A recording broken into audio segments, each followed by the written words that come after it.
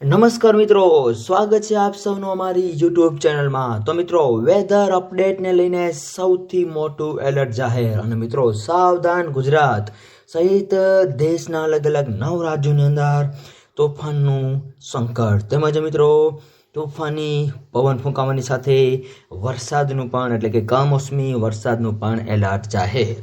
તો મિત્રો, વિડીયો ગમે તો લાઈક કરો, શેર કરો અને ચેનલ નવા હોય તો ચેનલને સબસ્ક્રાઈબ પણ અચૂક કરજો।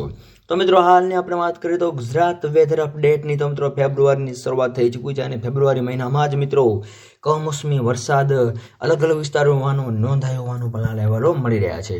જેની અંદર બીજું બાજુ આપણે વાત કરીએ તો હવામાનની અંદર જે કાંઈક પલટો આવવાની સાથે સાથે ઉત્તર ભારત સહિતના દેશના અલગ અલગ ભાગોની અંદર સતત વરસાદ અને ઠંડા પવનોનો ભાર વધી રહ્યો છે।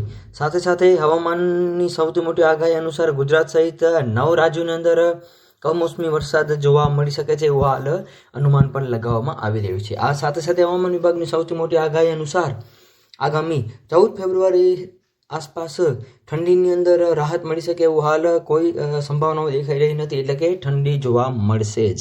15 થી 35 કિલોમીટર આસપાસ દરિયાકાંઠાના વિસ્તારોની અંદર જે છે એ પ્રતિ કલાકે પવનો ફૂંકાવાની પણ શક્યતાઓ જે છે એ હાલ વ્યક્ત કરવામાં આવી રહી છે।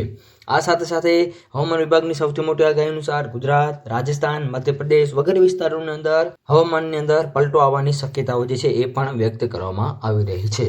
તો મિત્રો, બીજી બાજુ આ કમોસમી વરસાદથી ખેડૂતોના પાકને નુકસાન પણ થઈ શકે છે એવું હાલ પણ ભીતિ પણ જોવા મળી રહી છે। આ સાથે સાથે રાજ્યના સૌરાષ્ટ્ર, કચ્છ અને દક્ષિણ ગુજરાતના અલગ અલગ વિસ્તારોની અંદર વાદળછાયા વાતાવરણ સાથે કમોસમી વરસાદ જોવા મળે એવું પણ હાલ અનુમાન લગાવવામાં આવી રહ્યું છે।